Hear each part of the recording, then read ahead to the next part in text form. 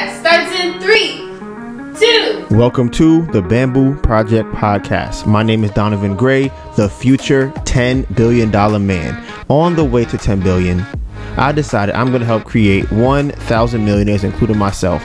And not by being a guru or selling a course, but by doing the things I already love to do every day and documenting the journey to get there. I figure I'll make all the mistakes so you don't have to. My name is Donovan Gray, and this is how I will turn my life into a living.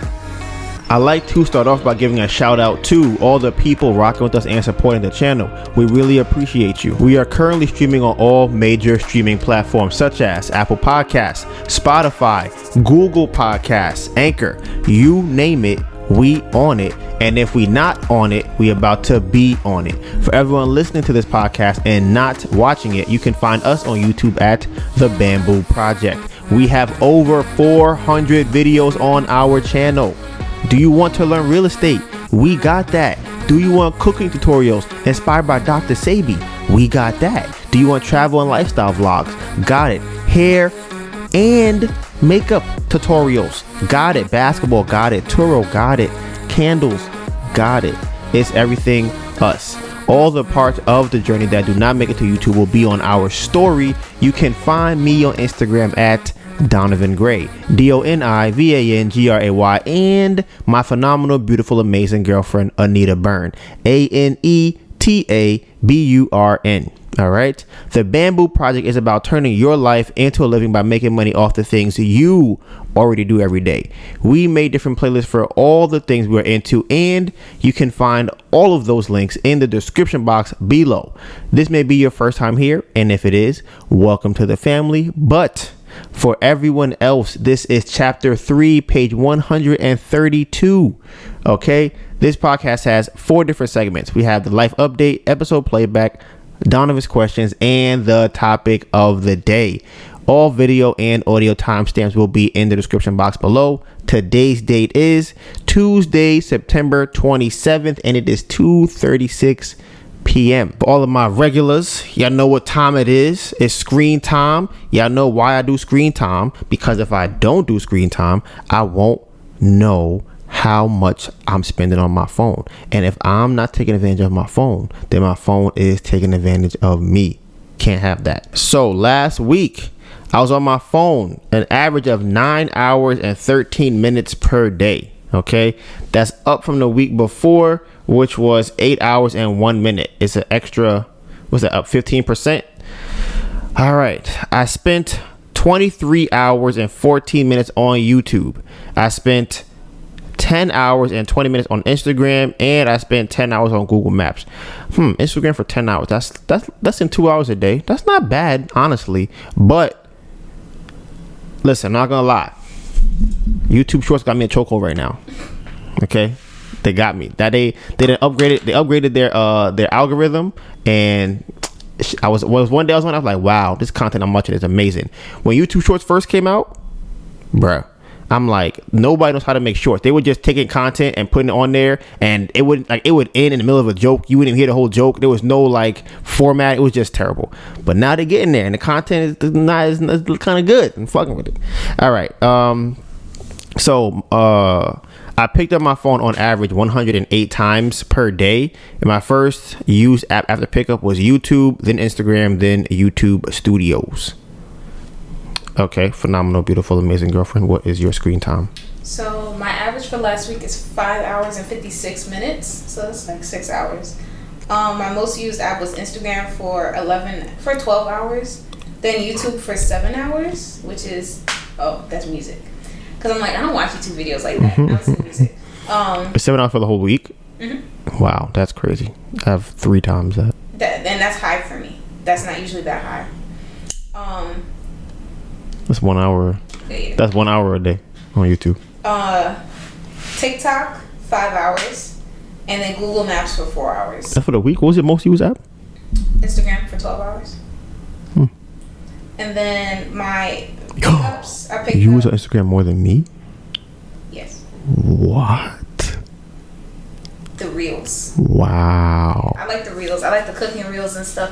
And if I find an account that I like, I'll look at all their all their reels. Okay. But I like cooking content and stuff. Okay. And then my average for last week pickups is 124. My most pickups were on Monday for 168 pickups in a day. Okay. And my first app that I used was Instagram. Got you. All right. Trying to fit. Oh, subscriber check. Okay. So as of 2:39 p.m. on September 27th, 2022, we have 5,786 subscribers. Oh, bruh. Okay. Yes. I think this is probably the most important thing. I always say that when things happen, our life, I feel like it'd be moving so fast that the things that were really crazy just go by the wayside, and we're like, oh man, that was crazy. And we move on to the next thing. That's what our life has been, whether it be from Philadelphia, when the Airbnb owner building or the owner of the building just canceled our lease the day we got to Philly. We had to stay a whole week there. Whether it be Carvana crashing our car, whether it be people messing up my wholesale deals that could have been deals, whether it be the contract that we've hired. We keep going. We just keep moving and going, right? We went live last week, right? We went live like twice. Not the live y'all saw with the cry cut. I'm gonna come into that. Before that, when we went to the spa, the name of the live was titled something along the lines of trying to get our candles into store, something like that, right? So first door out the gate, we go to a spa, right? Now I might have said this before, and I realized what I want. I want the candles to be at a resort, not really a spa. A resort. That's what I want. So we found this spa place in the area, right? So we go in. You can hear me on there talking to the guy, trying to figure out how many candles they want to take, how much it's going to cost them, how much it'll cost us, how they run their numbers. And first door out the gate, we get our candles into a spa. Now, what I was personally looking for was a person who, or a company that uses the candles themselves, because then they have to reorder. If it's a part of their inventory or their business model or whatever the case might be, they would then reorder the candles from us. This particular spa sold products, and one of the products they sold on their shelves were candles. Okay. I'm like, okay, whatever. They had a couple other products on there, like tennis balls and things to rub your back with, and maybe like facial cream and just miscellaneous items, right? So we left that day like, oh man, we got our candles to a store. We told him we're going to come back in the next couple of days to bring them in because we didn't have them with us. He was like, all right, cool. We did a 70-30 consignment split. If they sold, then he was going to have no problem. He would have had no problem reordering and paying up front. So that was the impression that me and Melissa had, as well as the people who were on the live. They were like, yo, that's great. Yeah, I got it into a store, I got into a spa, whatever. So we go back there Saturday, which is the next day. We get there, and there are two different people who are there. The two different people are confused as to what we're talking about. And we're like, yeah, we talked to this guy, and he told us that these candles over here that you guys have don't really sell that well, and he had these other ones that are selling well, so he will replace the ones that don't sell with our candles. So we're like, okay, that's what we're telling him, right? We're telling them.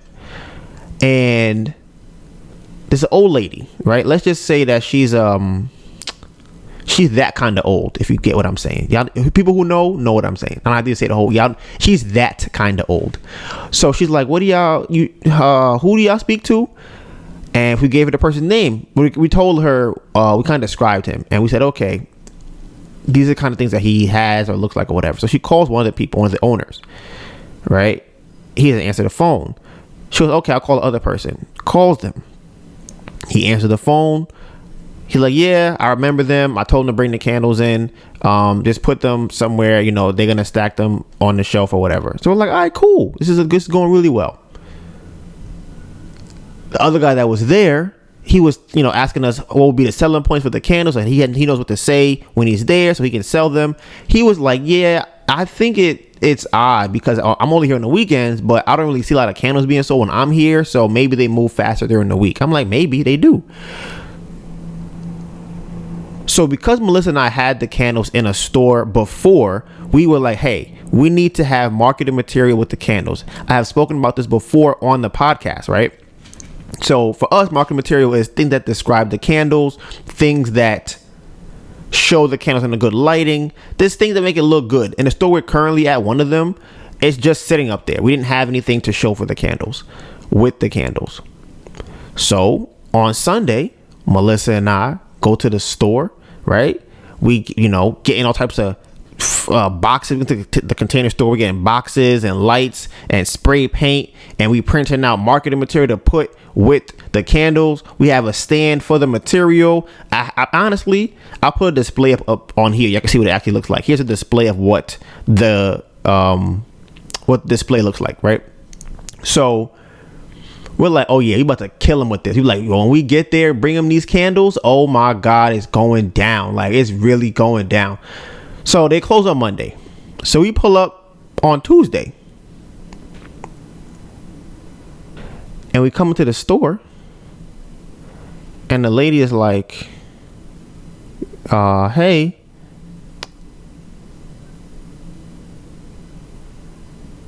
Yeah, we don't want the candles. And I'm like, what?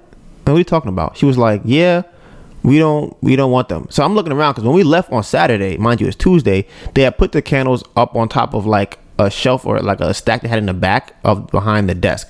So they're not up there anymore. So I'm like, okay. She's like, yeah, we don't want them. And I'm like, what changed? She's like, oh, the guy that told you that does not have the authority to do that, to make that call.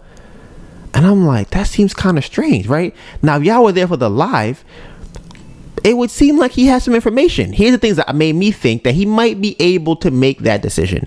He was talking about how they usually buy candles at a certain price and have 100% markup on the candles. So if they buy it at 50, if they buy it at 20, they sell it for 40. He was saying that he has no problem doing a 730 consignment. He was saying the only problem with that would be the bookkeeping of trying to pay us from the 30%. He was asking if we had an EIN, he would pay us through the EIN. If you work as an employee and someone comes into your place of work where you work at, and they start asking you, hey, can I sell my stuff in here? If you work at McDonald's, use that as an example, and someone comes into you, you're at the register, and they go, hey, I am selling grills. Do you want to buy a grill? Right? The average person would say, listen, I'm not in charge of that. I can't tell you yes or no. Right? They for sure, even if they were joking, they for sure might say, yeah, let me see your grill. How many you got? Yeah, I'll take some grills. We'll take some, right? If you want to be funny about it. Very rarely can I see someone going into detail about the workings of how they would order the grill from you, what kind of consignment they would do, how much they pay, how much they currently pay for the grills that are already there. These are things that someone who buys the grills would probably know. Not the person at the front desk. They probably wouldn't know that. So when she said that, I was just kind of like, that is kind of strange. And they have moved the candles to underneath like the couch in the main sitting area, right? So I didn't really like that personally, but I'm like, whatever. So she's like doing, what those kind of people do, where they're trying to get us to leave, but they're not saying that, but they also don't have a reason for us to leave other than they are uncomfortable that we might do something to them, right? That's the only reason that they get uncomfortable. Like, okay, I know I'm doing you wrong, but please don't hurt me, right? That's kind of the feeling that I was getting. So I'm like, yeah, I'm trying to understand what's going on because we were just here. We were on the phone with the guy. You spoke to him. We were both here. What changed? She said that the actual owner didn't want the candles. So I'm like, okay. And then she said to me, and this is the funny part. So always people try to be passive aggressive. Like, well, if you want to talk to him, you can talk to him. And I'm like, okay, sure, I'll talk to him. I could tell she was probably like, oh, that's not what I meant. I want you to say no and just leave. I'm like, I have no problem sitting right here and waiting. So she said that he was, I believe it's a spa. So I think he was getting a massage in the back. That's what I believe. So he came out to the front after about 40 minutes. We sat there and waited. And I vaguely remember this woman, this older lady of, that kind of older lady. I vaguely remember her saying to him that we won't leave. Right. And I'm just like, I feel like I heard it, but I can't verify it. That's what I think I heard. So we were talking to him. His first, maybe his second sentence out of his mouth is, "We have no interest in your candles." I was like, okay. I'm like, sure. I'm like, okay. Can you explain to me what happened? Because I don't know how he went from, we want the candles, we came the second day, we talked to the guy, we told him we were coming today, we came today, and now you're saying no. So he was like, well, I don't know why he told you that. He doesn't have the authority to do that. We already have these candles that we purchased and they're not selling. I don't know why he wanted to add more candles to this. Whatever. He can't make that call. So I'm just like, I'm sitting there in the chair. Cause I'm like, y'all know we trying to make these sales to get money. So I'm like, well, I'm listening. I'm not sitting down at this point. I'm just kind of standing there looking at him. I'm like, you know what? Let me at least try and get some more information about this, because I don't really know. I still don't know what's going on. So I'm asking him questions. At first, like I said, he's being very short with me. I feel like he probably, like I said, I think the old lady told him I was doing something to make her feel uncomfortable or whatever. So I felt like he kind of thought I was going to be like that. So I had asked him, like, where'd you get these candles from? Like, where did you guys, like, cause I'm thinking, did somebody come in here and buy these and like offer them to you? Or like, what else happened? So he said they got them from a website called Fair, Faire, which is a wholesale website. So I'm like, oh, so you guys went to find candles to sell and then put them in here. Mind you, I wish I had a picture. I mean, maybe it's on the live. It might not be what that place actually looks like. They are not a retail space. They're a spa that put up shelves that they got from Facebook Marketplace and trying to sell things in there. As I said earlier, they had a bowl full of tennis balls that they were selling. Not like their own personal massage balls. No, these are tennis balls. They had a bunch of other brand type things like that you buy from like CVS, and they were just selling it. They look like a kind of company that when you get an EIN, it's very new. Companies love doing it. And I know this because I was a young company. I remember the days I would do this. As soon as you get an EIN, you're like, ooh, I could buy things cheaper. I can get wholesale prices for stuff. You're like, ooh, I'm gonna buy me some candles. I'm gonna buy them at $20 and I'm gonna sell them at $40. I'm doubling my money. Ooh, that's probably what they thought.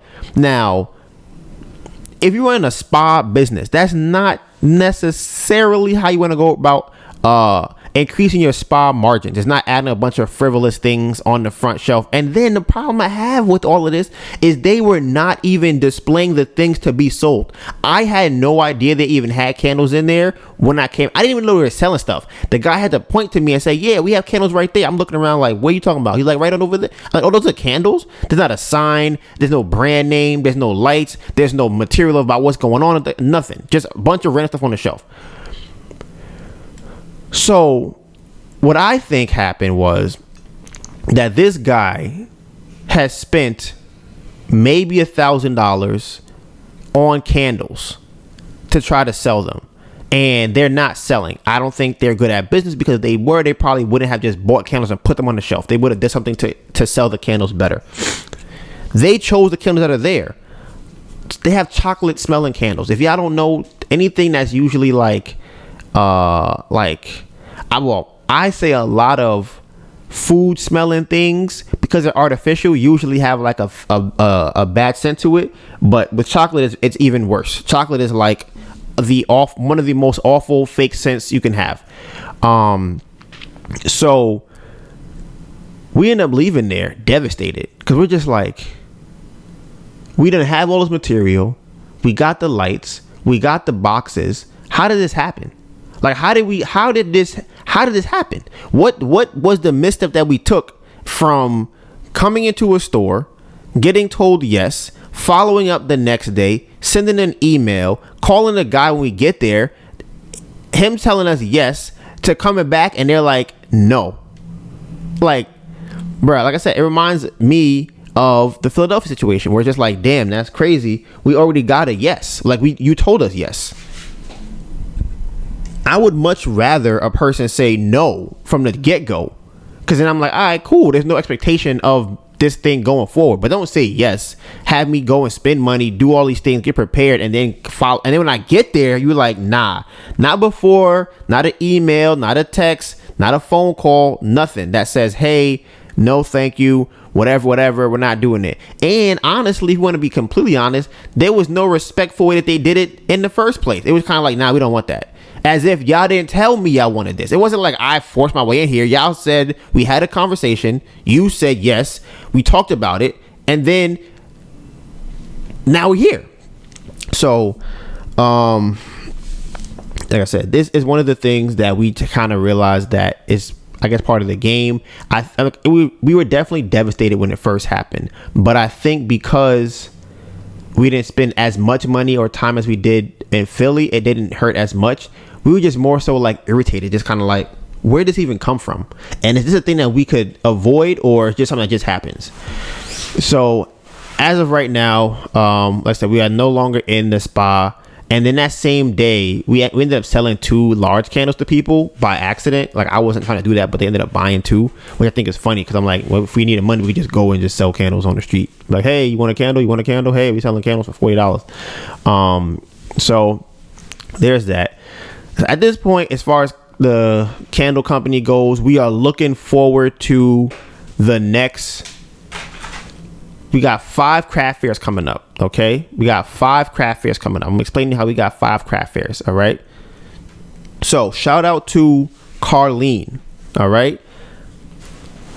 We were talking about wholesaling real estate, right? She had found the channel. We were talking about that. And we got on the phone, and she had found interest in the candles. And she was like, oh, I would love to invest in that. It seems like you guys are doing really well with the candles. You know, can I help in any way? And I was just like, sure. She was like, well, I said, how much do you want to invest? She said, I'll invest $1,000. I'm like, that's perfect. I'm like, that works amazingly for us. So what we ended up structuring it was she paid for 3 weekends back to back because y'all know, people who have been here, we missed a whole month of craft fairs and set our timeline off by a whole month. And like our pockets, we were on the precipice, the cusp. The precipice. I love the precipice of it. A figure of like getting over the hump. And then we lost a whole month. It wasn't like we lost 1 weekend. We lost 4 weekends back to back to back to back. And we're like, damn, that's crazy. Right around the time that we were needing a lot of money. So she booked the 3 craft fairs. It came out to $1,050 because each craft fair is $350. So now we had booked one, the one that we were gonna book before that we didn't or couldn't. We ended up booking the 8th.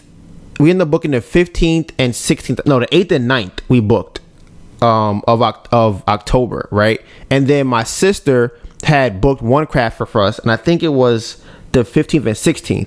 And then Carlene booked the next 3. So from the 15th and 16th up until the first week of November, we have all the craft fairs. We have all the bookings, right? That's 5 weeks. So the goal, I'm gonna tell you right now, the goal is to get 8 weeks in a row done, can get consistent, and then go and try and do the big woolly mammoth, which is the Chelsea market, 7 days in a row. Like I said, I think we're gonna do 500 to 700 candles. That's what I think.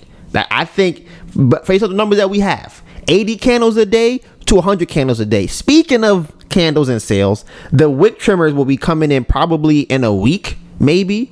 So that might, we can test out the wick trimmers over the next 8 weeks. And if we find the wick trimmers are like moving like hockey, imagine the first weekend we run out of wick trimmers. First weekend we bought 100, they all go on the first weekend. That'll be extra $1,000. You know what that means, guys? That means if we normally average $1,500 to $1,700 in a weekend, we would just increase that number to $2,500 to $2,700 in 1 weekend. If they all sell in a week, that's, you know, obviously that's me being generous. If I'm being conservative, I think out of 100 we could probably sell, like, honestly, I think in 2 days, I think we could probably sell 40. I think, what do you think? You think we could sell 40 in 2 days?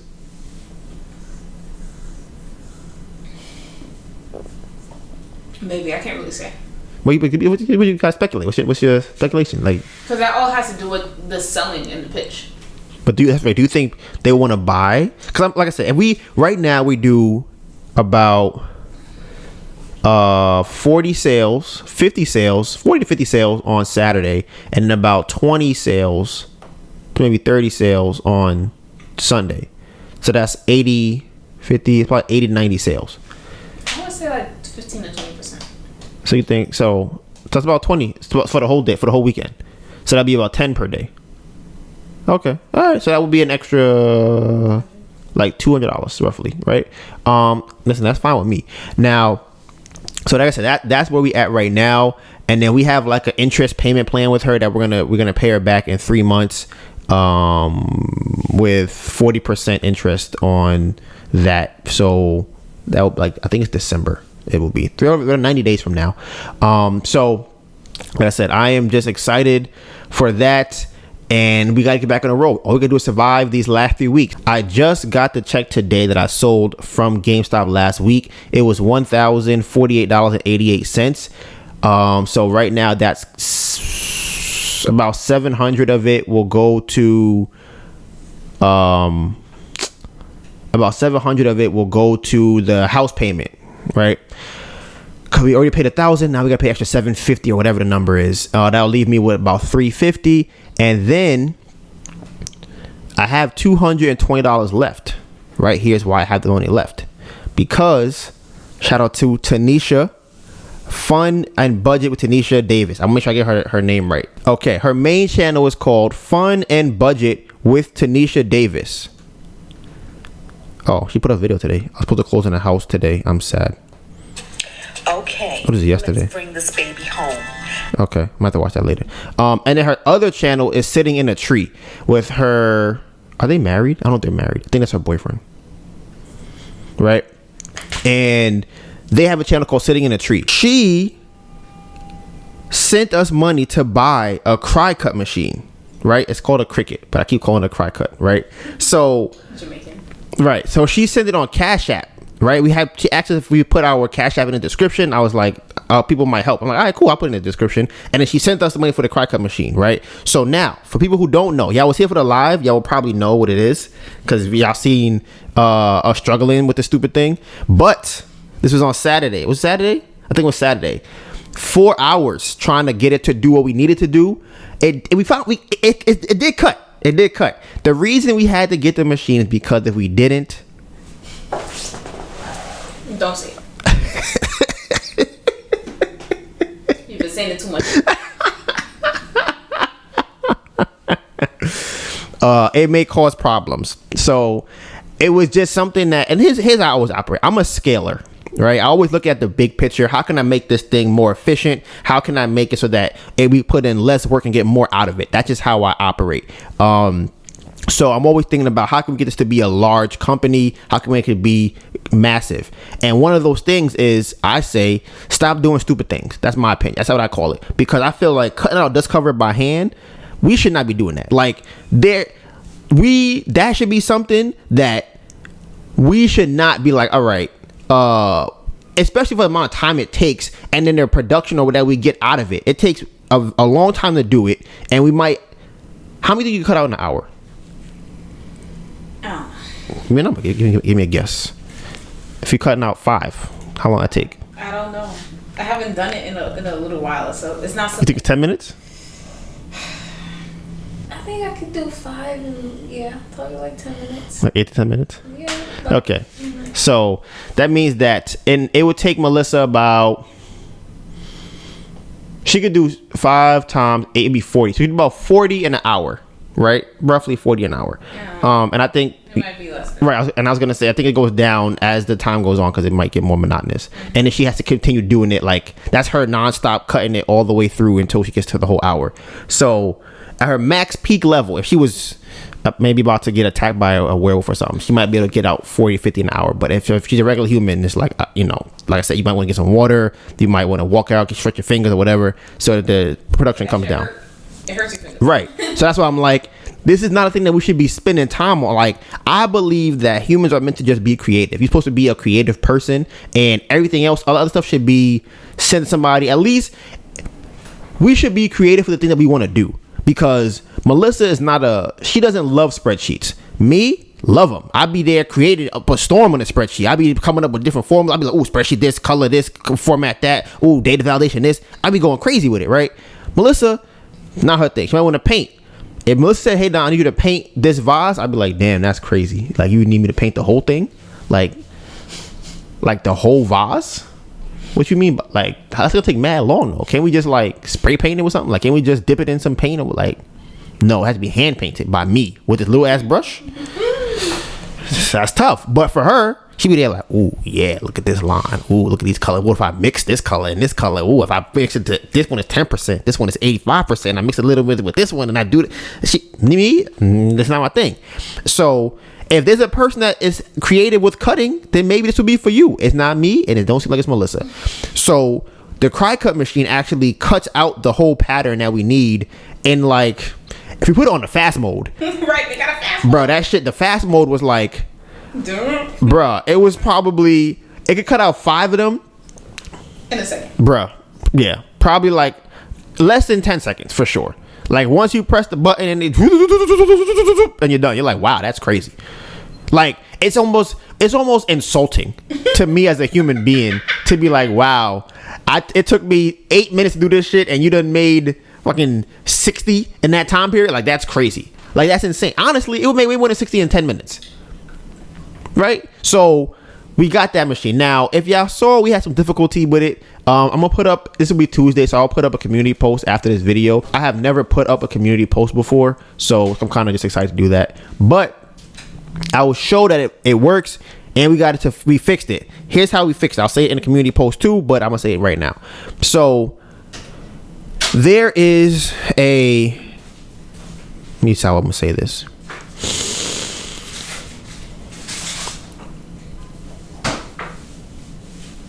We're printing out the words first on a piece of paper and then cutting out the dust cover around it, as opposed to trying to have the line from the dust cover template be cut out. You get what I'm saying? So right now, if you were to look at the paper, it would just be the words. You wouldn't see the outline of the dust cover. In the new way. The old way, it had the outline of the dust cover because Melissa was cutting them out by hand, so you had to know where to cut it. So we tried to have the machine cut on that line. Disaster, debacle, terrible, like just treachery. And now, problem solved. Like problem solved. Like it's just zoop, zoop, zoop, zoop. That's it. Now at this point, it works so well. We might try and find other things to use it for. Like, damn, this thing, what else can we do with this? Because it's so valuable. And like I said, we have a list of those things. We're like, what? I'm so excited because I have an idea. What? Right now, we don't have packaging for. Right now, I wrap the candles by hand. Mm-hmm. Everything's by hand. And everything. Mm-hmm. Paints everything, wraps everything, cuts everything. Yes. So it's kind of like we can make our own boxes. We can get paper because they have different thickness for the mats. We can get paper that's thicker because the cardstock that we use for the dust cover is like 80 pounds. We can get thicker paper. Is cardboard thicker paper? It is. That's crazy. So like, and they have a weight thing to it. That's crazy. So if what we use right now is 80 pounds for the dust covers, I would say it'd be like 200 pound paper, and then cut that out in a box. Boom. So here's my thing. Okay. And we could put vinyl on it to make it. Oh my. But wait. Okay. Let me ask a question. I got some questions. So why would you want to cut it out of a box? Is it cheaper to buy it? Like to not buy it? What you're saying? Like it'd be cheaper to cut it out? I don't know how much they would charge me to design the box and all of that stuff at this stage that we're in. So if I wanted to put the candles in boxes right now, it wouldn't. Let me ask you this. Okay. Would you sell them at the craft fair in this special box? I would. Okay. This one, I'm just curious. I was like, I like that.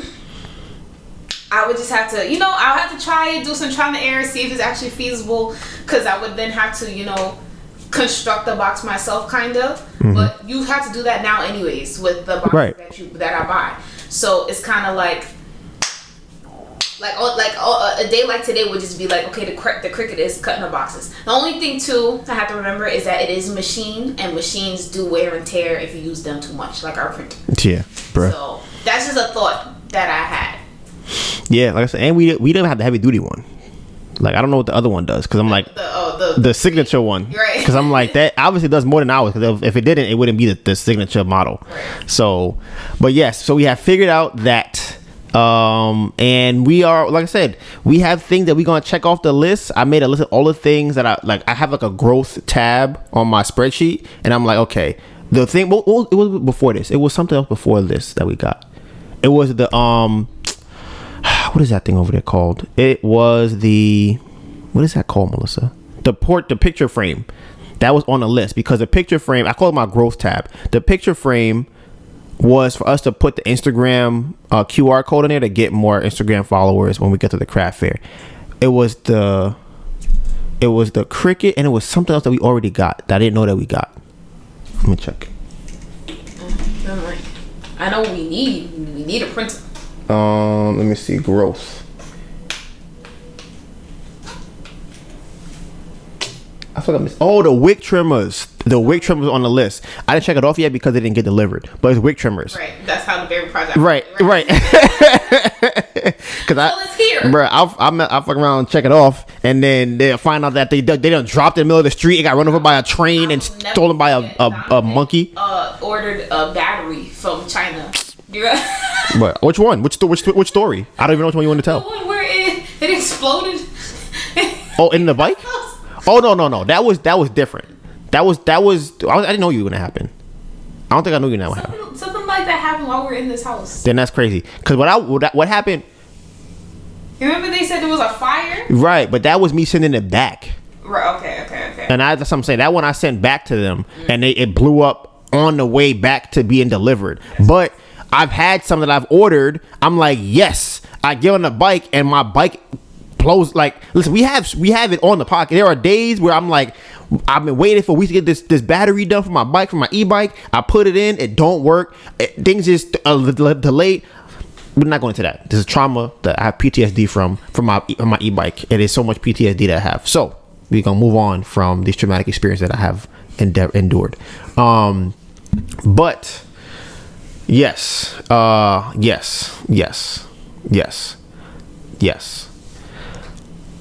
So, like I said, that is the plan that we have right now. Is to try and these candles, get them moving, survive these next 2 weeks, and we up. We already got the craft fairs in order. We're gonna buy some wax. We in order. I gotta do the numbers though to figure out like how much money we have to put to the side to pay back Carlene, and then have to figure out how much we're gonna make after, because we still are paying off the Square thing. So I gotta figure out how much that's gonna be and how much we have after that. But either way, this is just a trial run for the wick trimmers and consistency. That's it.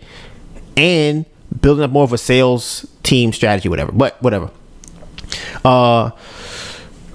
Next thing on the agenda for today is Teespring. I hate them. They're terrible. That is currently where I had the Turo calculator. I know the Turo calculator. Y'all know that I was talking about selling it, and I was making videos. I just finished 3 more videos. So I edited 1 yesterday. I have 2 more to edit. That'll probably go up by Friday on the channel. And I'm going to switch from Teespring for several reasons. One, I cannot really track any proper metrics. I cannot connect it to my YouTube channel for whatever reason. They don't know. It's been 3 weeks trying to figure it out, but they can't tell me. I was just finally able to freaking connect, what is it called? To connect the PayPal to it. So I have sold 3 calculators so far, 3 of them. So I'm excited. I sold 3 calculators, but I think that, like I said, there's some fix I need to make in terms of the copywriting that's in the description of the Turo calculator. Also, I think that the price, I'm going to play with that. I was also thinking about adding on like a free phone call to the Turo calculator. Oh, if once you buy one, you get an optional, or what they call that when you get something free, a complimentary phone call. Or who was it? Was it Sarah? Who said the thing about the interview? Was that Sarah? Maybe. Bruh, it might have been Sarah. Bruh, this is an amazing idea. This is why I love the people that watch our channel. I love bruh, y'all don't understand. Jay, Carlene, Emmanuel, Tanisha, Tori, bruh, there's so many. Vlad, there's so many people. There's so many, and I'm like, I feel like I'd be enjoying talking to people, just actually having those interactions. But Sarah was saying that it would be cool if I did an interview with the people that bought the calculator, and then see how it helped them with their business, and then kind of do like a little talk with them. And I'm like, that's fire. Like, that is fire. Like, I would love to do that, because I want to know. First of all, I just love people who are doing business. I love talking to them about business. So, and if they were able to use a calculator to find out whether if it worked or didn't work, then I can know what to fix on it. And then it's like, how are you doing in Turo? How is it going? Do you have more than one car? Did you get 2 cars, 3 cars? What's your market like? And I think that would be fun. Maybe make it kind of short, like 10, 15 minute kind of talk. But I would enjoy that a lot. Just figuring out the logistics for it. And then also, like I said, we're doing craft fairs and doing videos. And we're doing lives and, a lot of things. We got a live coming up. Which one are you going to do on Sunday? Saturday, right? Saturday. Right, because y'all have been saying y'all want to see the behind the scenes of the candle making. So Melissa will be with y'all. Maybe I'll leave the house. Maybe I'll go somewhere else. Y'all can enjoy that, So I can have my peace and free time. Where are you going down? Maybe I'll go sit in the staircase. I'm gonna sit in the staircase, Melissa. I'm gonna sit in the hallway. What a bathroom. But yeah, I think that'll be fun. You get to see her do inventory, and you'll get to see her make the candles from scratch and use the cry cut machine. So it's gonna be, that'll be fun. You can ask questions and talk. So I'm excited for that. Let's see what's going on else in the life update. We have 2 shutoff bills. We have the Con Edge shutoff bill coming, and we have the wireless, the internet. It's called natural wireless. I don't know if it's internet, whatever, but that's what it's called. And they are saying they're gonna shut it off. But like I said, with the money that I got from GameStop that I sold, I'm trying to figure out, like, should I pay it? Because I'm thinking like this. Okay, here's my place. Here's my idea, right? Okay. I know that these companies will give you a very long runway to not pay it, right? So I'm like, should I use it to my advantage? And is that the best use of the money? Right now, I know people are going to say, of course, have internet is the best use of the money, spend it on that. I'm not saying that I'm not going to pay for it. I'm saying that when should I pay for it? Because right now, I think the condom is like 3 something. I think the wireless is like 1 something or something like that, right? So it's like $400. That's kind of the money I have left over from selling the GameStop shares and paying off the house. So I'm like, would it make sense for me to pay that right now? What if something comes up, right? So that's why I'm like, I don't know. But I didn't sell all of my GameStop shares. I have like another couple $100 in there. And, depending on what the price is, when I decide to sell it, it might go up, it might go down. But as of right now, it's probably like $500. So I'm like, I could take that out and then pay for it. Or I could keep it for groceries, trying to figure, like I said, or here's my favorite thing. I love investing in the business. So if I could buy some candle stuff, I might. Let me check my list. I might. The printer's kind of expensive. Like a nice printer might be kind of expensive. Honestly, what I would get is the heat lamp to melt the tops of the candles. Y'all will see that process when Melissa does the candles. Y'all see how stupid that is too. Stupidness. All this. Like I said, anything that requires me to just my brain be melding together, just terrible. So like I said, that's where we at now with them.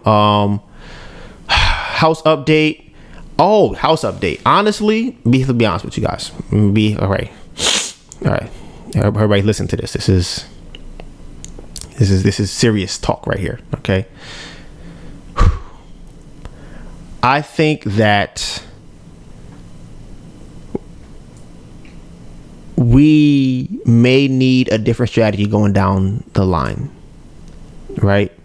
And what I mean by that is, depending on how long this drags out with selling the house, we might end up keeping the house.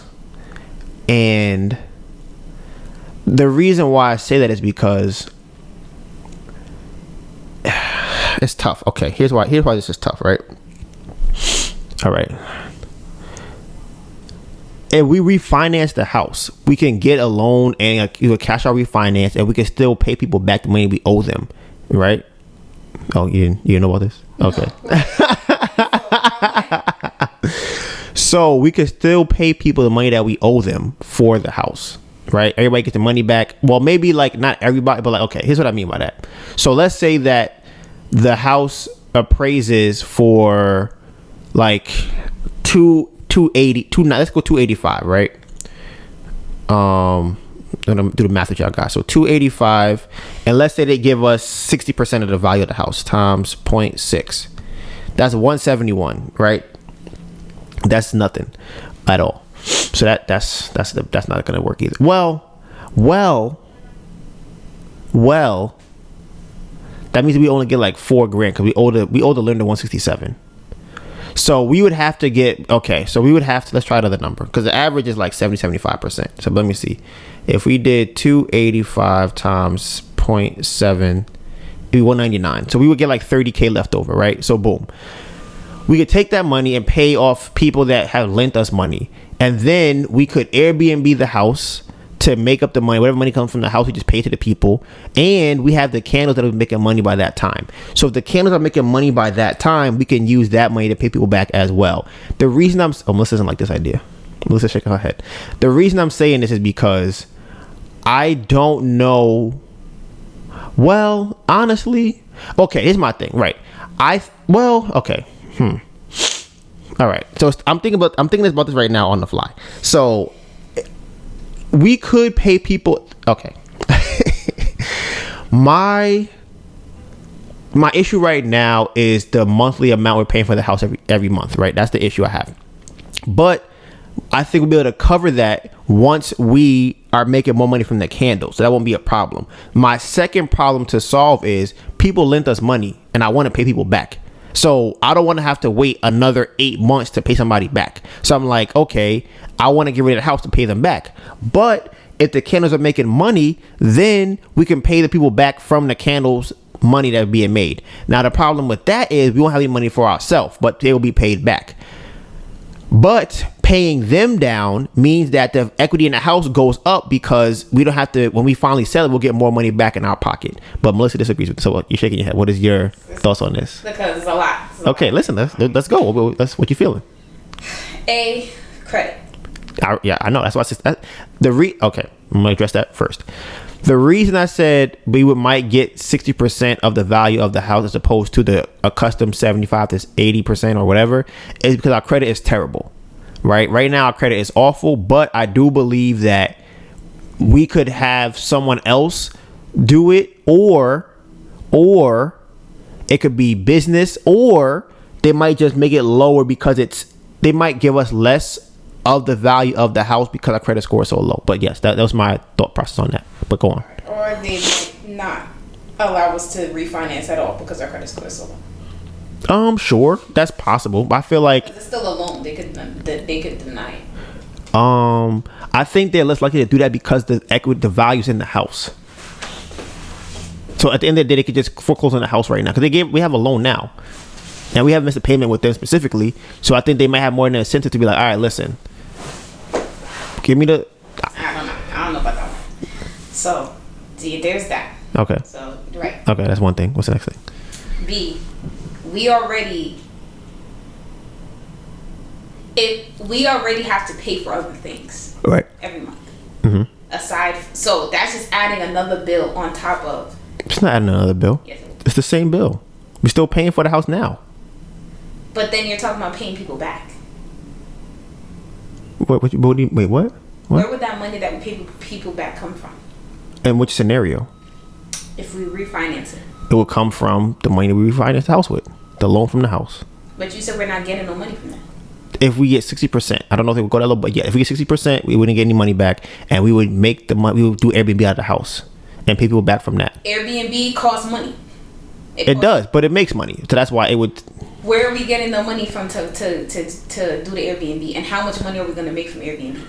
All we need is enough money to either pay for the house or pay people back. How much money is that we're paying people back? $2,000 a month, maybe $3,000 a month. So how long is that paying people back process going to take? From the house by itself, a long time, but that house, it's not for that. The candles will be making a lot of money. The candles only make a lot of money if we're able to take the money to reinvest into the candles. So what you're talking about is taking the money from the candles and putting it somewhere else. Okay.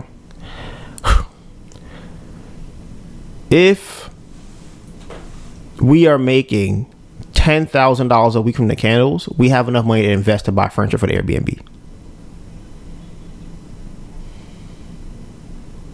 That's what I'm saying. And if we're making $10,000 a week, we have enough money to pay people back. Okay, how would we make $10,000 a week? By doing Chelsea. All right, and then how would we do the next week from Chelsea? We wouldn't pay them. We wouldn't pay them the amount. We would pay them whatever our profit would be. We would pay to them.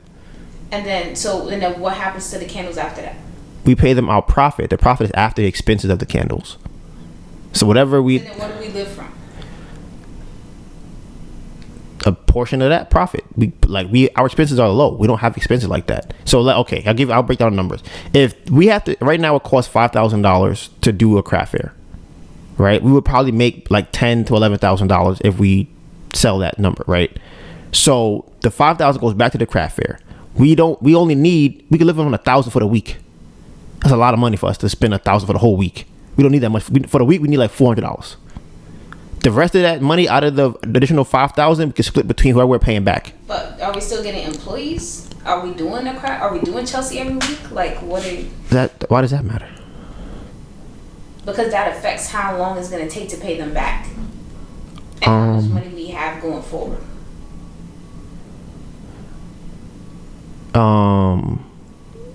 Okay, it sounds like there's something else that you're thinking about, because I'm like, time isn't what I'm thinking about. I'm thinking about paying people back. You're saying how long does it take to pay them back? Mm-hmm. As long as if they're getting paid back now, as when we're paying them as we make the money, as opposed to whenever the house sells, when you get your money back. Because okay, let's think about it like this: we owe Tori $27,500, right? If we pay him $3,000 a week, he would get his money back in 2 months. That's just one person. But now that one person that's already paid off now, as opposed to no one gets paid off. Why would no one get paid off? Because we'd have to wait till the house is sold, whenever that is. Right, so it'll get sold eventually. So they get paid when the house gets sold. Because it feels like you're rushing to sell the house. I want people to be paid back. Right. Okay, think about the person that lent you money. Uh-huh. Do you think they want to wait another year for their money back? I don't think it's gonna take. That's not what that's. No, they don't want to wait a year. But that's what I don't. How long is it gonna take to sell a house? I don't know how long it's gonna take, but it hasn't been that long. Right, but things are not getting better in terms of the market. Do you think it's gonna take a year for us to sell a house? No, I think it might start going into January. Okay, I'm like. I think that I would not be considering refinancing. I would be considering how to sell the house faster. Whether that's something that we could do, whether that's I would just focus on getting the house sold as opposed to refinancing. I think refinancing causes a lot of different things to come from it. Sure, refinancing is one of the options, but with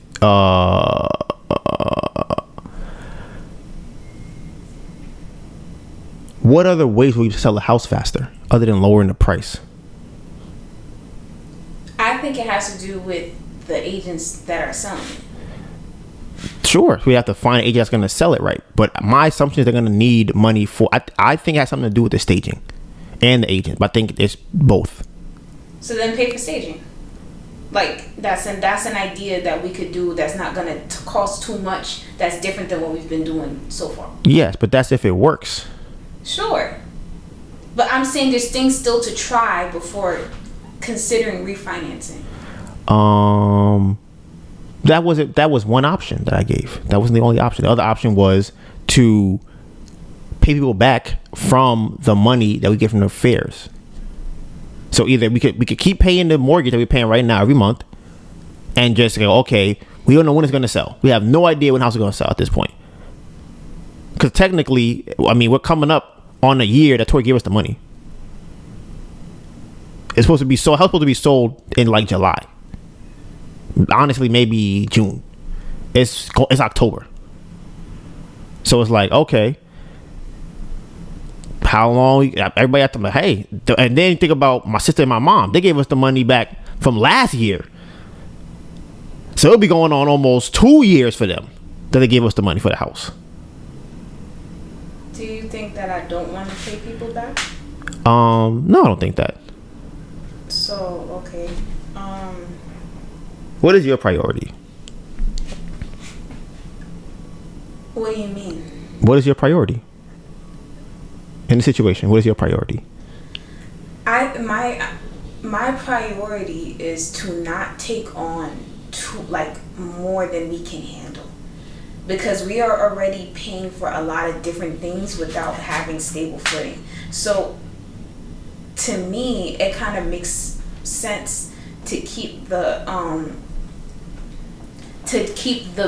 bill that we have as reoccurring, that we know what it is every month until it sells, as opposed to then trying to do all these other things that can become a bit convoluted and then have to manage that.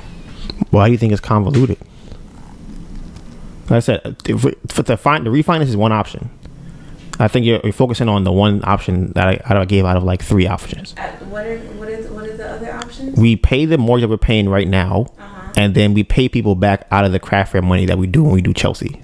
But that's the thing. I don't think we're at the point where we can keep taking money out of the craft fairs, because it's only going to stunt the growth of the candles.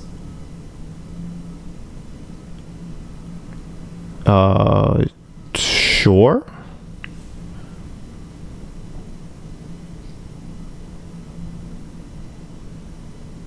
You're making a face. I don't know what that means. Because I'm like, my priority is paying the people back. If the candles can't grow, it's going to be harder for us to pay people back. But you're saying it can't grow. Why are you saying it can't grow? If the candles cost $5,000 to do a craft fair and we make $10,000, we could still do the fair again the following week because we made $5,000 to do the fair again. So that's what I'm saying. When you say it can't grow, I don't know what that means. That is not. It is not efficient, or it doesn't. Like, I don't think you are thinking about like, how would we pay for the following week and get the stuff in time to do the next craft fair if we do a week of Chelsea? When would we order the supplies that we need to do the second week?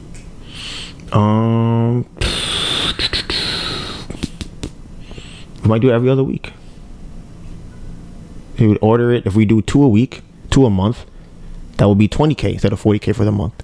So we would order it. So whenever we have the money to do the first Chelsea craft fair, we would do it, make the money, order it for that week, and then do it the following week. Right, but that's still cutting it really close, because as of right now, the whole month of October is booked out for Chelsea. So if we were to do Chelsea this week, we can't even book the second week after that. There's not enough runway for things to happen. That's my issue. Okay, well, the option you said when you book it afterwards, there would be space between booking. If we do the first week of Chelsea and the last week of Chelsea, that's first week of the month and last week of the month. The middle 2 weeks, we have time to get the candles and make the candles, and then do it again on the last month, the last whatever week that would be. Like I said, to me it sounds like a lot to manage. Are you gonna pick a person to pay back first and then put the other people on the back burner? Yes. And then how much would you? So short. Like I said, the idea of it makes me uncomfortable. But I guess fleshing it out would make me feel more comfortable. Right, like I said, this is an option I've had. I'm not an option. It's something I thought I've had, because I'm like, okay, the agent, this is all I was going to get into before I got into this. The agents that we have that I hired, I think he's great. He's amazing. The problem is this, and it's the same thing happened with the other person. It seems as though the person that I talked to is not the person that is actually the one selling the property. So he had someone else. I don't know if it's him or the people that he worked for. They had another agent doing the open house for for the house. So on the ring, we can hear what she's saying. We can see the body language. We can see what she left the house without turning the system back on, without putting the board back up. And I don't think she's good at selling. So she can be contributing to the downfall of the house, or the house not taking as long to be sold. As of it right now, I'm not looking for an offer. I'm looking for information. And I feel like if people are coming to the house, I should get information. If you are an agent and people are coming to the open house and you don't have information for me, like solid information, that's a problem. That means that you are not probing. You're not asking questions. You don't know what the person wants, is looking for, what their problems are, what they can. I need that information so that we can then delineate and figure out, okay, what is going on? What is happening? On top of the fact that the environment that we're in right now, I think the interest rate has went up 3 times in the last 2 weeks. So I don't know if people are going to go, you know what? I'm just not going to buy a house because interest rates are just going crazy right now. I don't know if we're in that period, or I don't know if we're going to have to lower the price of the house so somebody can go, okay, I'm ready to buy it. Because the way I'm feeling, I feel as though we could lower the house to probably 220 and it still wouldn't get a lot of people in the door. And to me, that's crazy. I feel like at 220, we might get a couple people going, okay, I think I want to buy the house. And that's almost $100K under what the house is worth. But I think the message is wrong. I think because time is the problem. It's like, yeah, then some people might look at it like, why would you lower the house $100K? Mm-hmm. Something must be wrong with it. Right. Exactly. That's what I'm saying. So that's where it's like, okay, now we're stuck between a rock and a hard place, because if we lower it too much, they're going to have that feeling. And if we don't do anything, they're like, the interest rate is going up. But that sounds like, I don't know if there's anything to do but wait. Right. But that's all right. So now we're at the same place. So now we're just waiting. Right. There are people that we owe money to. Yes, but that's the thing. I think you think if you do something, it'll make the things go along faster. It's not. But I don't know which one is not making it go along faster.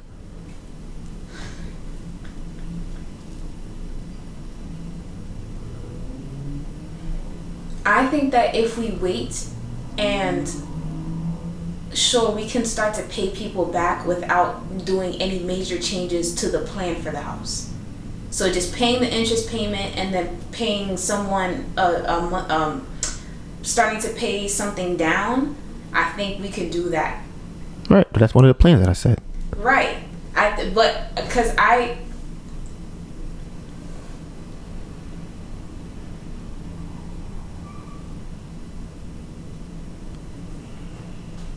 like I said, I really don't like the Airbnb idea.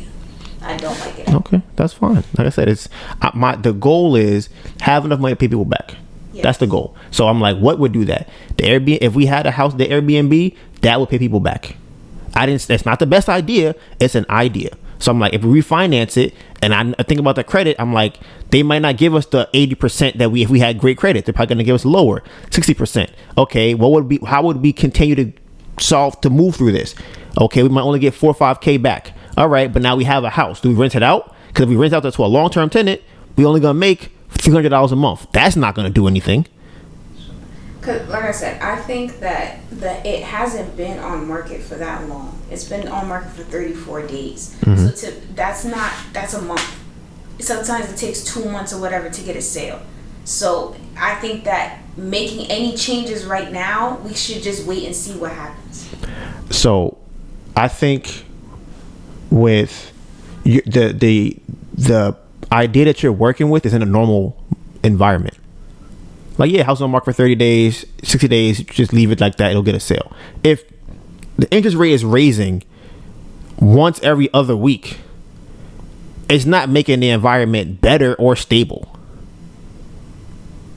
So it's like, okay, in a normal environment where the interest rate has been the same for a year, 2 years, it only went up by a little bit over that 1 year. Like, okay, I can still get a house. If it's like every other day we're raising it to something else, it's like, damn, this is getting crazy. So now it's like, okay, is a person who buys this house, are they gonna want to buy it at that price and pay that amount of interest? Who's gonna be that buyer? And then how do we get them into the door in that neighborhood? Because now the neighborhood, I feel like with that price that they would have to pay is like is going to invite different kind of people. Because if you buy that house at $300K with the interest rate, you're basically buying a $350,000 house, maybe $360,000.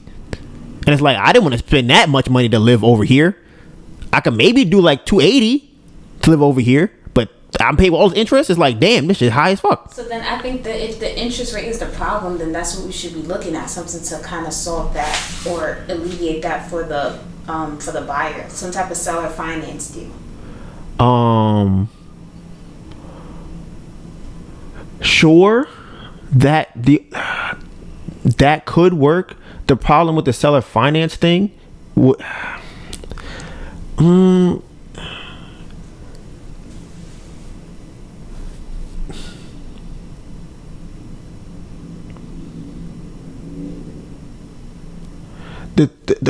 two problems that come with the seller finance thing is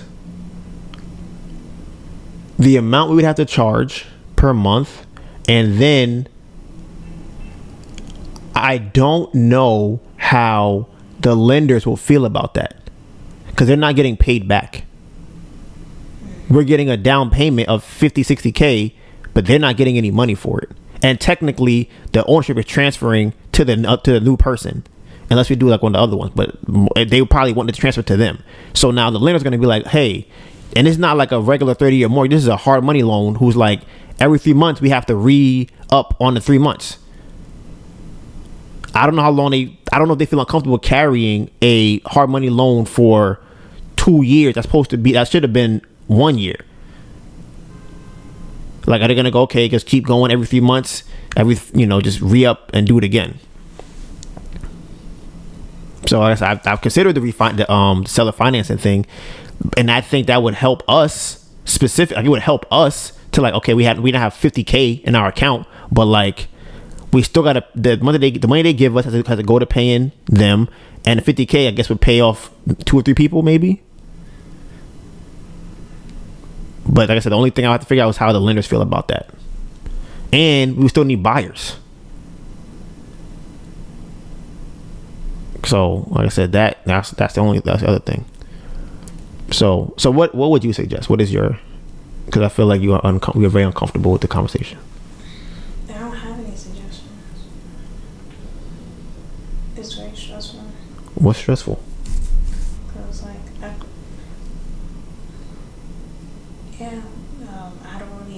don't think I have an accurate understanding of the situation we're in.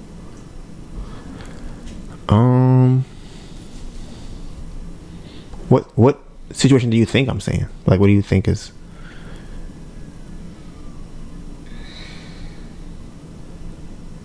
I'll have to talk about it later.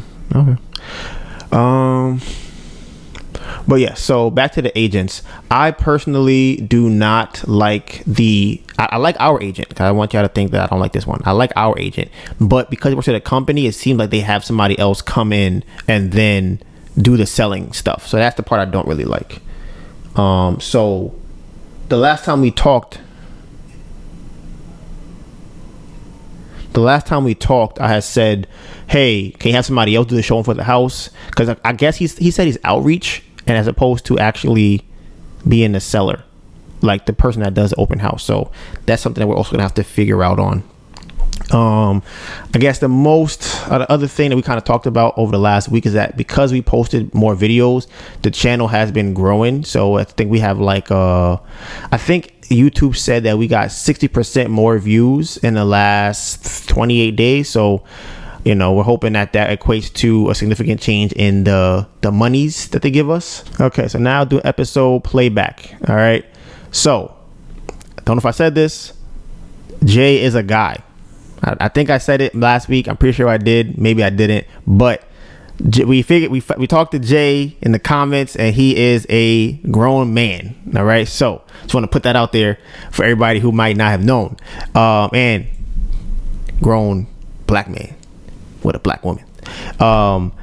So that's episode playback. Then some other things that happened that I kind of realized from watching last week's episode is I feel like things had went so bad during that, not this week but the week before, that like God had changed the algorithm Like he did something and he was like, oh, my bad, I didn't mean for y'all to go through what y'all went through that way. Like that was like, dial it back. Because like I said, I felt like at that moment things had gotten so bad. This is 2 weeks ago, not the last week, that it was like, yo, this is it. Like I'm done. I snapped. It's over. So I think that I just think it's funny because I'm like, once it happened, I feel like a lot of things started happening to me that were like, yo, just calm down. Like people I haven't seen in a long time just started randomly popping up. Random people were just kind of like, hey, how you good? You should, everything. This is life. This is what happens. Old people were coming by asking me for help with things. I was talking to my family. It's just like, I was like, okay. I'm like, it just seemed very funny that it just kind of like snapped back. I felt that way, and then boom, it was like, wait, relax. And I think another reason why that happened is because we've noticed that a lot of times things get really bad for us before we make a lot of money. And I did buy the wig trimmer, so I do think that's going to increase the amount of money that we make significantly. This is going to be our trial run of it, and then we'll see what happens from there. Melissa has her temporary street vendor's license, so we were looking at other fairs to do because, as you know, we were out of the game for 4 weeks.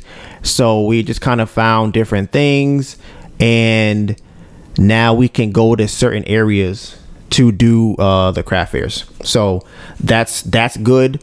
And I think how I would describe Melissa and I is when an unstoppable force meets an immovable object, and I would say that she is the unstoppable force and I am the immovable object. And I think that a lot of our clashes come from that. And I just think it's very interesting because of just how we view things.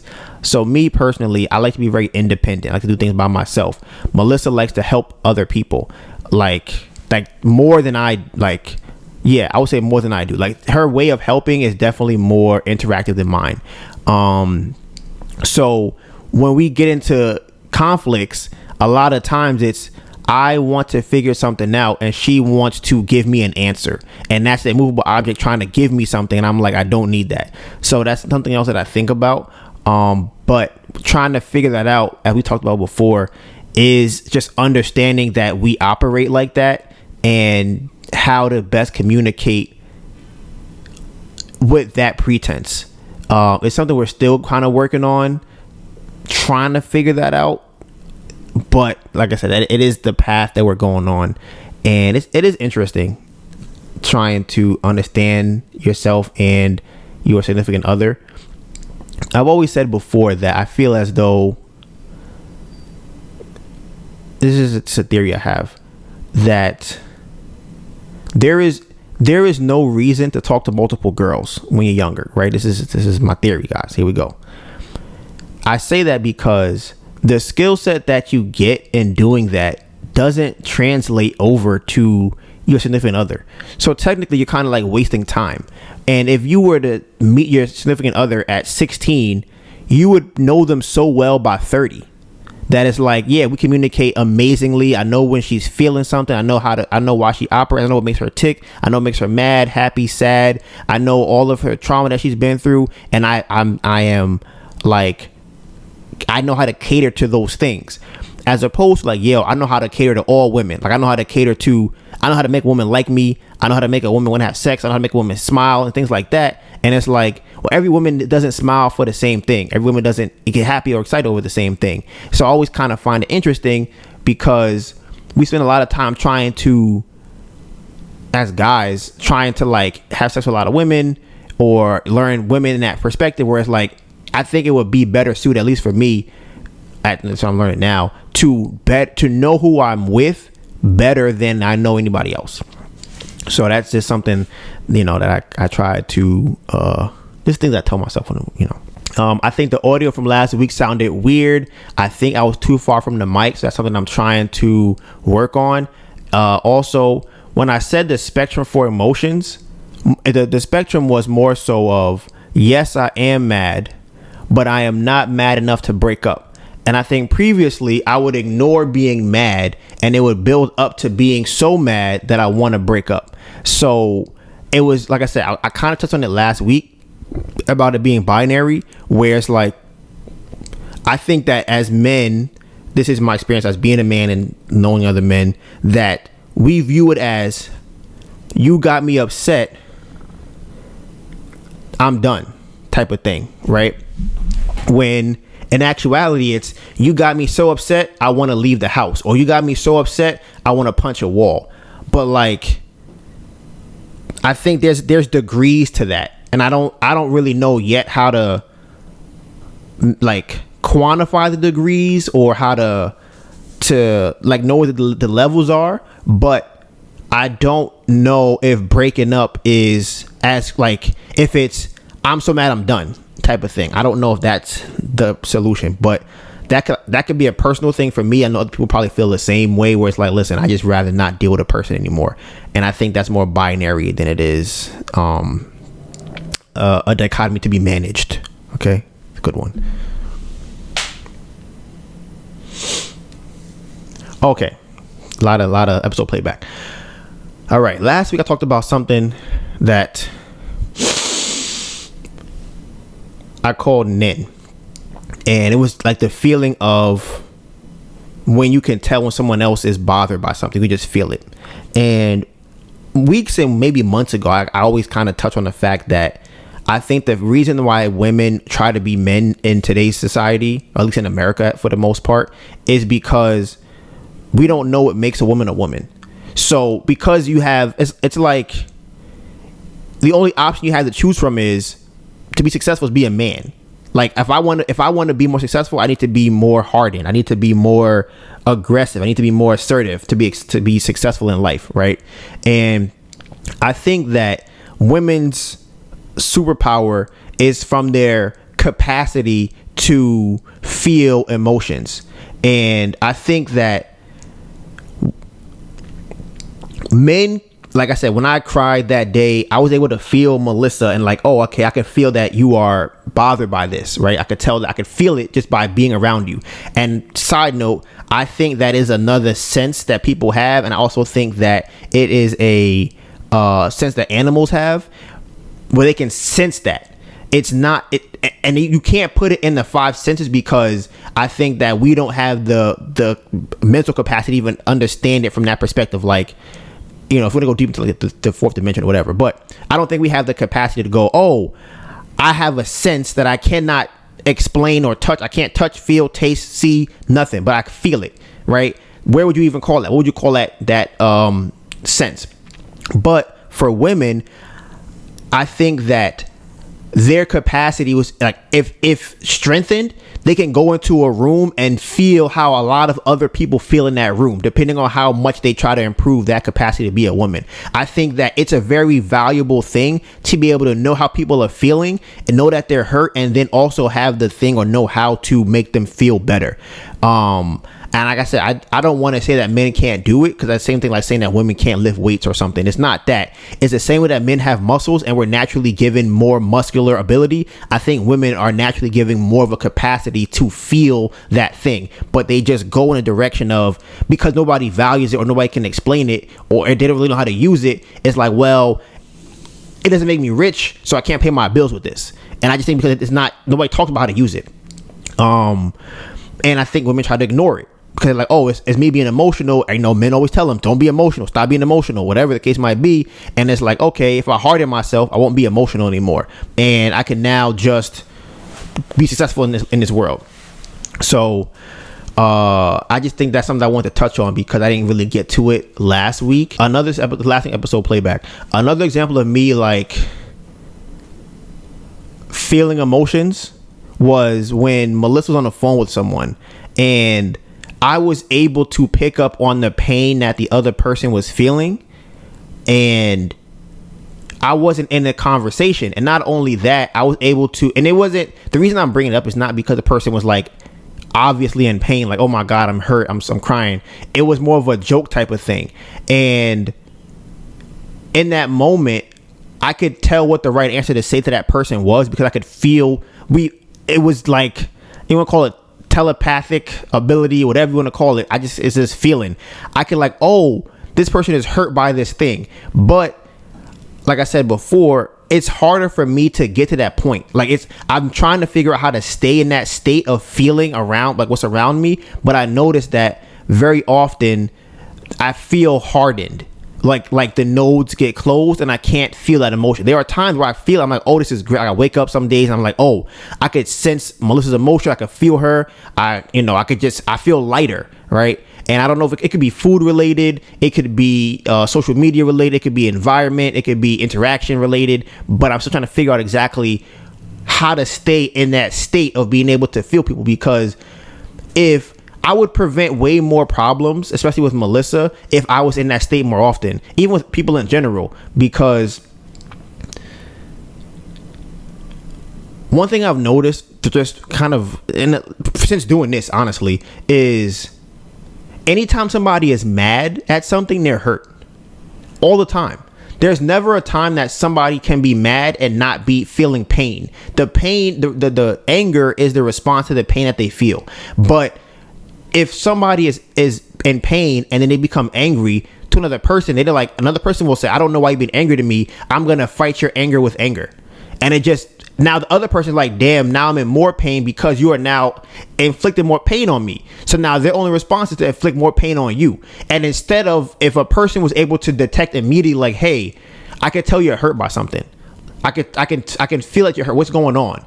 And even if the person's angry, they would automatically become lighter and go, yeah, I was bothered by this thing, and that problem goes away. I think that I might have said this last week, or I might have said to Melissa, I think that people want their feelings to be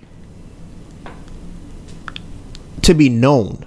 I don't even think they really want a solution necessarily. I think the feelings being known and being heard is way more important than having a solution for what they're feeling.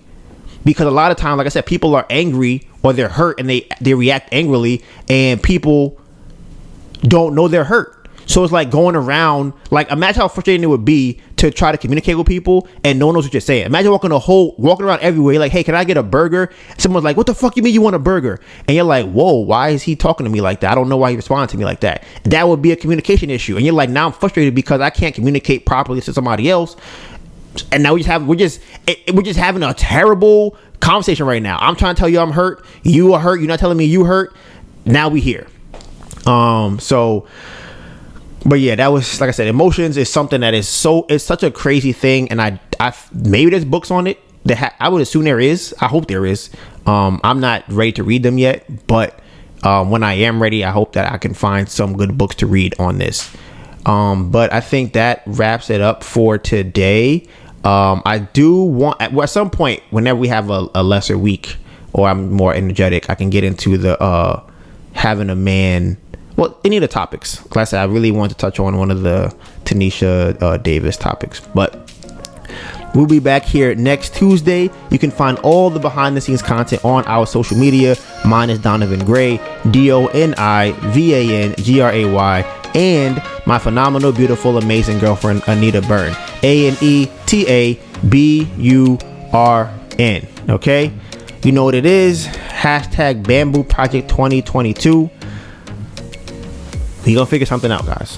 Like I said, we're in the middle of something. We're in purgatory. We're in the middle of something. Okay, and I think we are inching towards the right direction, but there is a storm. There is definitely we're inching through the storm. So with that being said, Bamboo Project